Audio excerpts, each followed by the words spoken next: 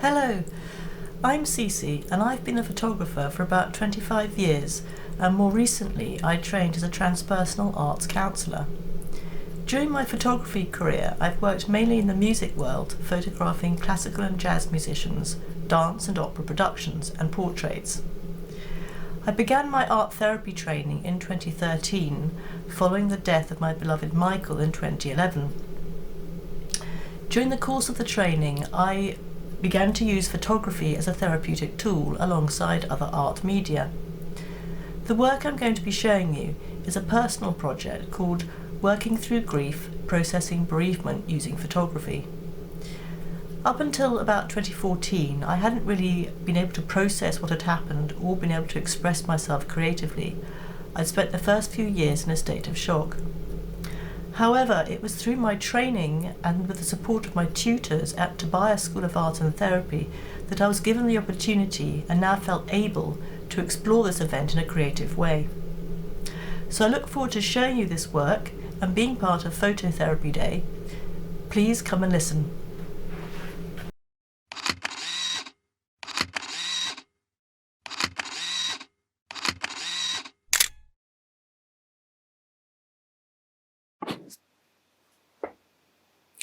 Working through grief. Due to the traumatic nature and circumstances surrounding Michael's death during heart surgery, I felt that I not only wanted to express my feelings, but that I needed to tell my story about what happened. As such, there are now 3 sections to this project.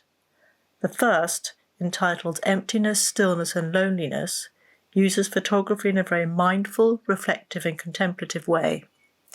The second set of photos are reenactment photos. These are where I have worked with an actress to tell my story.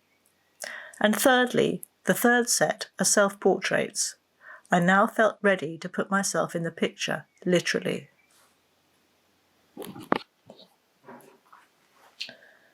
These photos represent the emptiness, stillness and loneliness which I still have.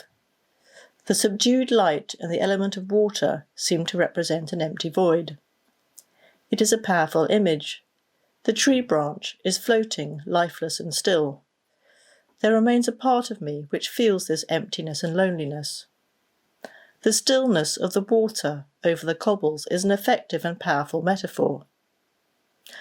I'd like to read a quote from Howard Zare from his book called The Little Book of Contemplative Photography. To photograph in this spirit is a matter of opening ourselves to receiving. Like meditation or contemplation, photography as receiving requires us to cultivate an attitude of receptivity and openness to what might be given to us. Such photography is more like a meditation or a spiritual discipline than a hunt. And lastly, the empty bench. This is where we used to sit. There is no one there now, not us, not him. I stare at it and feel the loss of a part of myself as I take the picture. So this whole process has been about making something beautiful out of this traumatic event, as well as coming to terms with all that I have lost. The American photographer Robert Adams described landscape photography as being a bit like a mirror of what goes on inside you. And what he means is the things we notice will always mirror or reflect, if you like, our own inner maps of the world. And that is different for each and every one of us. Both these quotes from Howard Zare and Robert Adams resonated with me during this time.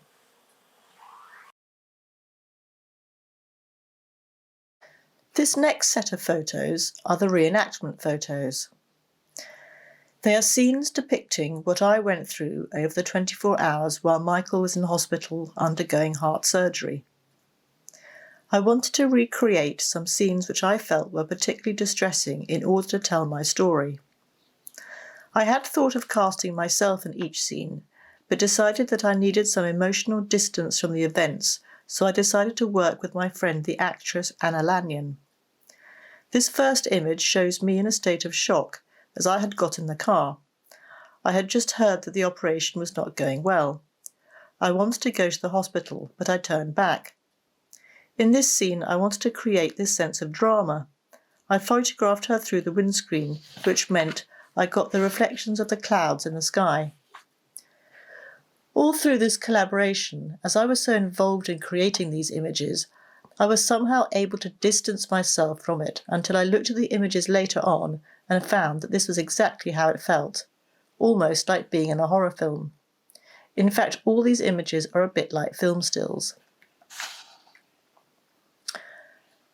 At home again, here I have just heard that he didn't survive the operation.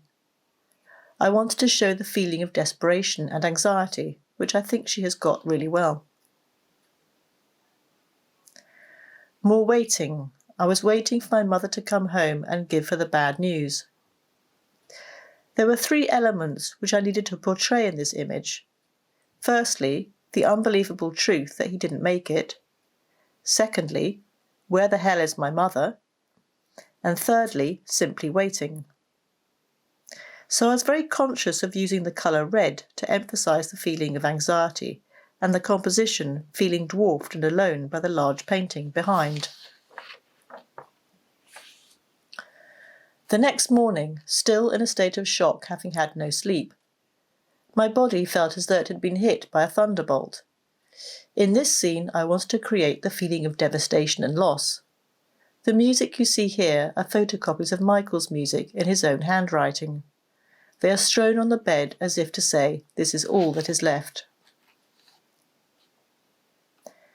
In this scene, I'm holding Michael's house key. And here I wanted to create the feeling of being shut out, locked out of his life. The key no longer works.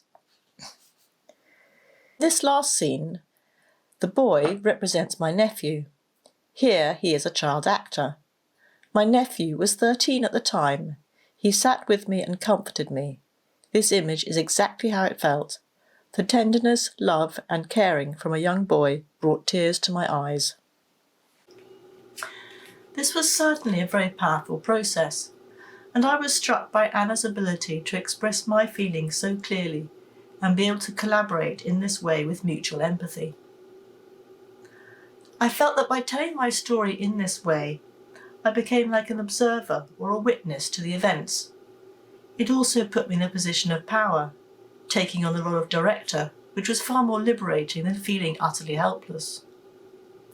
During the sessions with Anna, there were moments where I felt that terrible sadness and pain again, and it was at those moments that I knew the picture had worked.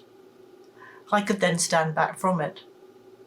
It became an emotional release and has provided me with some cathartic healing in being able to move forward from my loss of 20 years. Coming through grief, transforming pain into art. I would like to open this section with a quote from Cristina Núñez. She says, "The secret is to look inside, suffer from it, face it, and photograph it." And this is what I attempted to do. I went on to embark on a series of self-portraits called Coming Through Grief.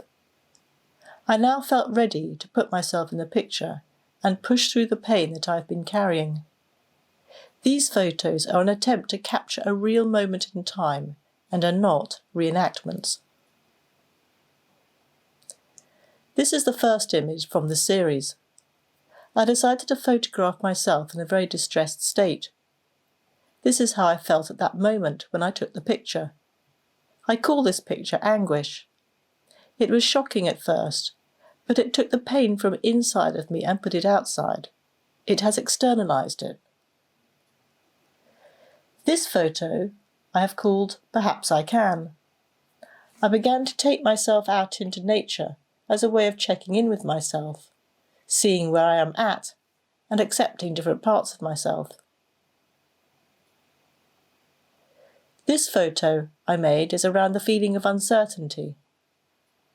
Again, this is an attempt to capture a real feeling. It is about being in the present moment and trying to see myself as if the camera isn't there. It is also about acceptance, accepting that it's okay to feel uncertain about the future. Determination. I'd like to read a quote from Neil Gibson from his book on therapeutic photography. He says, "Self-portraiture through photography allows us to see how others see us, and allows us time to reflect on how we project ourselves. Being able to reflect in this way allows us to see different possibilities and change our perceptions of ourselves. Similarly, when working with clients' self-portraits, seeing images of themselves offers the possibility of change and acceptance. This process has been therapeutic in that I'm able to view myself from different vantage points, whereby at the same time strengthening my inner self."